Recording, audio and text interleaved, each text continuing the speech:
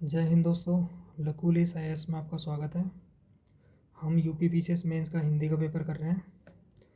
तो अब तक हमने शब्द ज्ञान एवं प्रयोग, जिसमें उपसर्ग, प्रत्यय, विलोम शब्द, वाक्यांश के लिए एक शब्द, वर्तनी एवं वाक्य शुद्धि और लोकोक्ति एवं मुहावरे, ये दोनों टॉपिक हमने पूरा कर लिए हैं।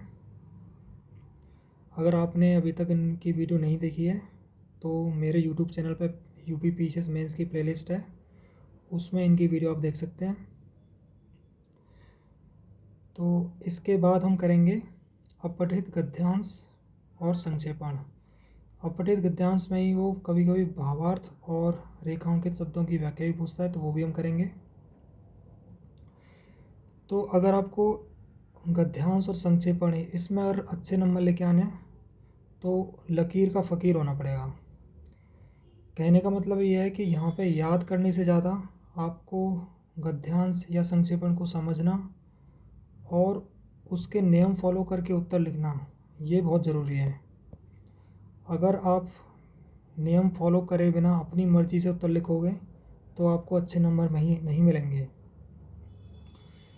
तो इसीलिए आज की वीडियो हम सिर्फ इनके नियम समझेंगे और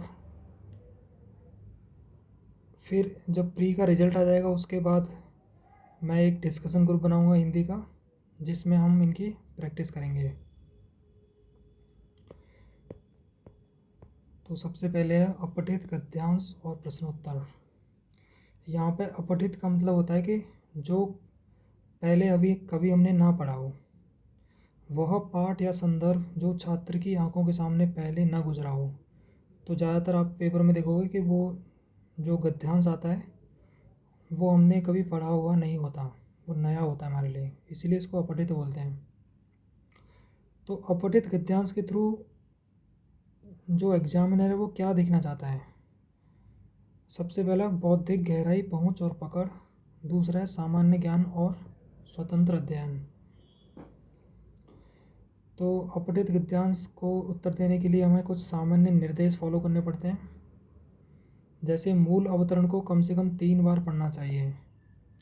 जब तक हमें जो गद्यांश है वो समझ में ना आ जाए उसका मूल भाव क्या है, तब तक हमें उत्तर नहीं करने चाहिए। तो उसके लिए चाहे 3 बार पढ़ना पड़े चाहे 4 बार, हमको पढ़ना चाहिए और समझना चाहिए। मूल भावों, विचारों तथा शब्दों को रेखांकित करना चाहिए। जो गद्यांश के मूल भाव हैं, मेन पॉइंट्स हैं, उनको रेखांकित कर लें। प्रश्नोत्तर लिखते समय मूल में दिए गए शब्दों का यथासंभव प्रयोग करना चाहिए। तो जब हम प्रश्नों के उत्तर करेंगे तो जो गद्यांश में शब्द दिए हुए हैं उन्हीं का हम एज इट इज़ यूज़ करना है, अपनी तरफ से शब्द नहीं जोड़ने उसमें। ऐसा अक्सर लोग समझते हैं कि जो उत्तर है वो अपने शब्दों में करो, तो ये गलत है। अपठित गद्यांश के जो उत्तर लिखने हैं उसमें जो शब्द वहाँ दिए हुए हैं उन्हीं का यथासंभव प्रयोग करना है। उत्तर सरल और संक्षिप्त होना चाहिए। अपनी ओर से बढ़ा चढ़ाकर लिखना या अतिरिक्त उदाहरण देना नहीं चाहिए। जितना प्रश्न उतना उत्तर। मतलब आपको अगर लगे कि जो उसने पूछा है वो 2 ही लाइन में ख़त्म हो गया तो 2 ही लाइन में लिखना है, 3 लाइन में हो रहा है तो 3 लाइन में ही लिखना है।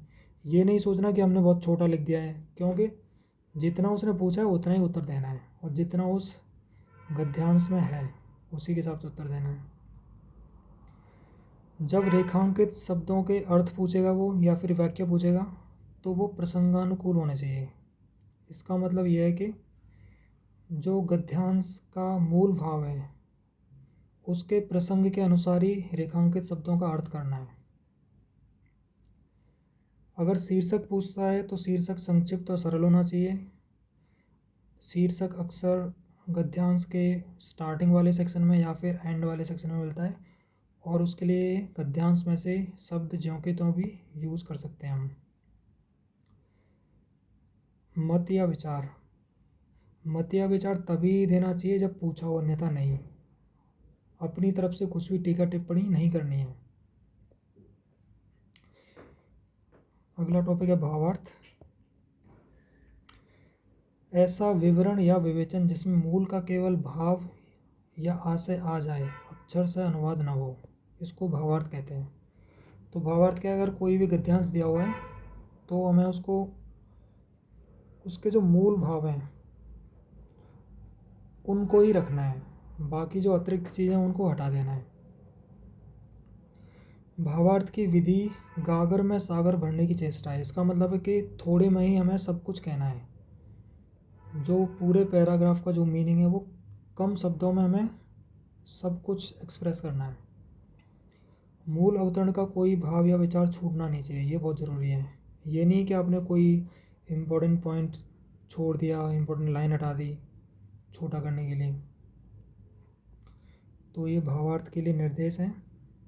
भावार्थ को मूल अवतरण का कम से कम आधा तो होना ही चाहिए। इसका मतलब है कि लगभग 55%, आधा ही ठीक है, मतलब आधा रखो, आधे से कम नहीं होना चाहिए। भाव स्पष्ट और सरल हों। अलंकारिक शब्दों का या भाषा का प्रयोग नहीं होना चाहिए। मूल अवतरण में दिए गए शब्दों का ज्यों का त्यों प्रयोग अपेक्षित नहीं है। इसका मतलब है कि जो पैराग्राफ में जो शब्द दिए गए हैं उनको भी आप ज्यों की त्यों यूज़ कर सकते हैं, उसमें कुछ गलत नहीं है। खंडन मंडन या टीका टिप्पणी की कोई गुंजाइश नहीं है। तो अगर आपको भावार्थ लिखना है तो वो जो पैराग्राफ है उसको आधा करना है, तो उसमें ऑलरेडी कोई टीका टिप्पणी या खंडन मंडन की वैसे ही ज़रूरत नहीं है। भावार्थ में भावों का पदान्वय नहीं होना चाहिए।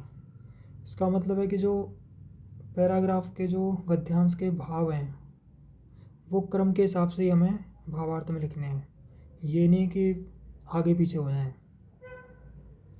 परीक्षार्थी को अपनी ओर से एक भी बात घटाने या बढ़ाने का अधिकार नहीं है। इसके बाद अगला है व्याख्या। तो व्याख्या की परिभाषा, व्याख्या किसी भाव या विचार का विस्तार या विवेचन है, मतलब विवरण करना है, एक्सप्लेन करना है। इसमें परीक्षार्थी को अपने अध्ययन मनन और चिंतन के प्रदर्शन की पूरी स्वतंत्रता रहती है।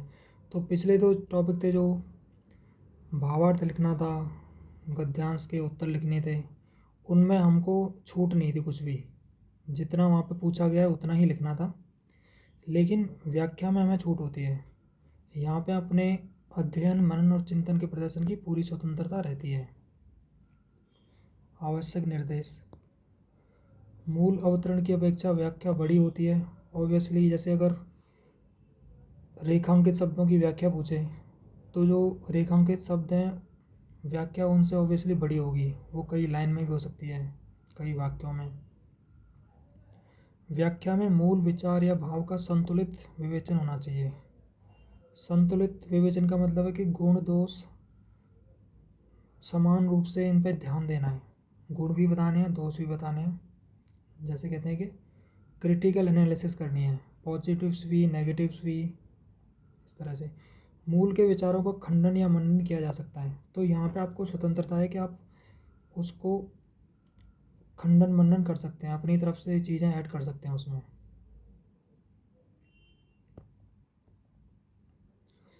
अगला है संक्षेपण।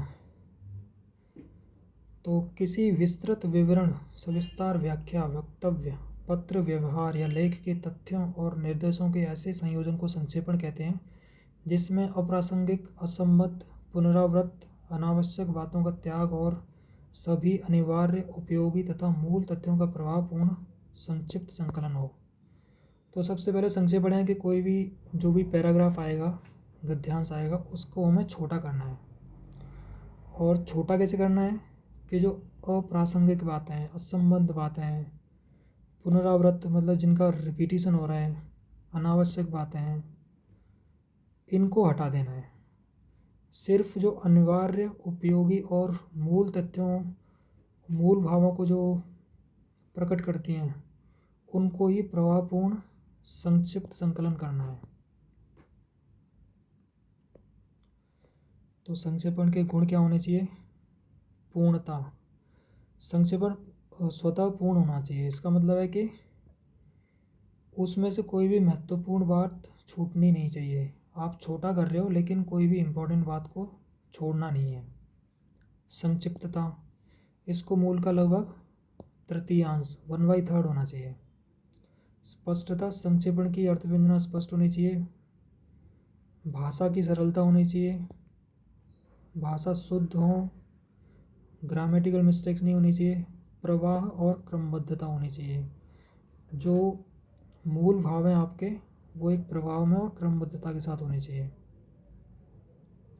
संक्षेपण के नियम, तो जब हम संक्षेपण का उत्तर लिखेंगे तो ये बातें ध्यान देनी चाहिए हमें।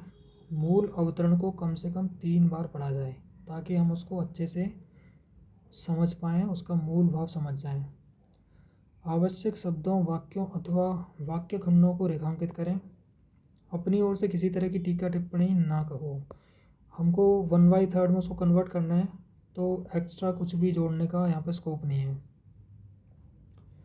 संक्षेपण में विशेषणों और क्रिया विशेषणों के लिए कोई स्थान नहीं है। जहाँ तक संभव हो मूल के शब्दों के बदले दूसरे शब्दों का प्रयोग करना चाहिए। तो जैसे भावार्थ था, गद्यांश था, वहाँ पे हमें मूल शब्द ही ज्यों के त्यों यूज़ करने थे, लेकिन यहाँ पे उल्टा है। संक्षेपण में अपने शब्दों में लिखना है।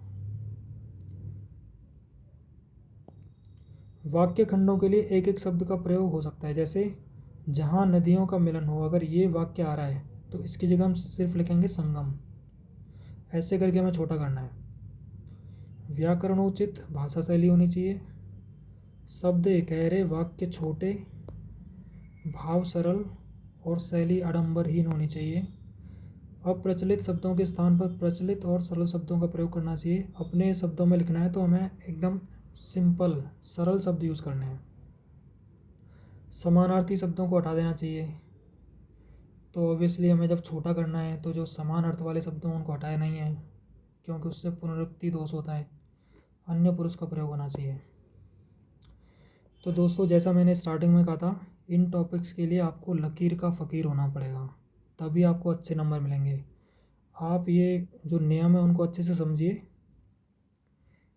फिर जब प्री का रिजल्ट आ जाएगा तो हम एक डिस्कशन ग्रुप बनाएंगे, उसमें हम टॉपिक वाइज प्रैक्टिस करेंगे इनकी, और फिर एक दूसरे का हम इवेल्यूएट भी करेंगे ताकि एक दूसरे की मदद हो जाए। तब तक आप पढ़ते रहिए, अपनी तैयारी करते रहें, और मेरे चैनल को लाइक एंड सब्सक्राइब ज़रूर करें, अपने दोस्तों को भी बताएं। धन्यवाद।